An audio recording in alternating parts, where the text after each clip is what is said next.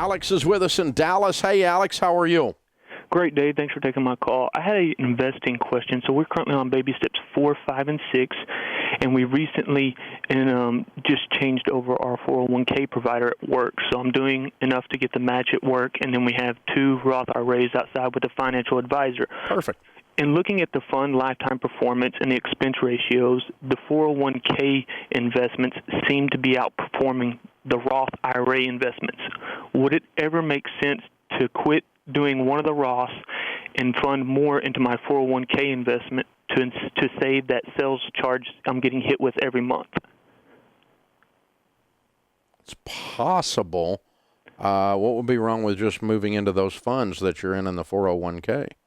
Well, no, I'm already into them, so instead of doing the No. The exact same. If your funds at the 401k are outperforming the funds that you have in the Roth, why not just buy the ones from the 401k in the Roth?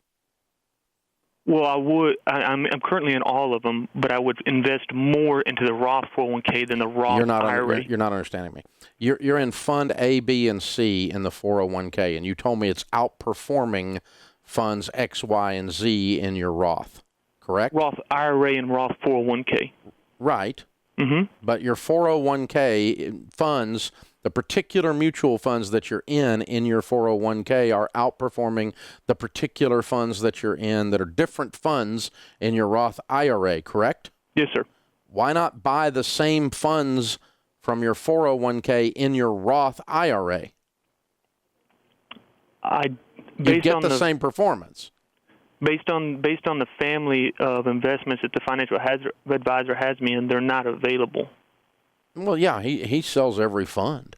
Okay, so he just has me in this particular. Yeah, you could move into a different family, into the family you're in over on the 401. Get the just use an example. I mean, let's say you're in, I don't know, Fidelity Magellan in your 401k. I'm just making up one. Well, you can buy Fidelity Magellan over in your Roth IRA through your broker if you want to. There's no reason to not do that. And the expense ratios and everything ought to be about the same. There shouldn't be any big difference unless there's something unusual about the way something's structured. But, I mean, if you're structuring them apples to apples, A shares to A shares or C shares to C shares with the same exact fund in a Roth IRA purchased through a broker as you have through a 401k, it ought to be identical. I don't know why it wouldn't be. And so if what we're saying is you're confusing that the fact that the Roth IRA somehow is underperforming the 401k, and that's not the case. The funds that you're in your Roth IRA are underperforming the funds that you're in the 401k. So pick different funds and either roll them over or just stop and start new ones next year. Either way. But no, I'm gonna keep non-matching out first in the Roth IRA because I've got a lot more control over it long term with your financial advisor. That's what I'm going to stay with.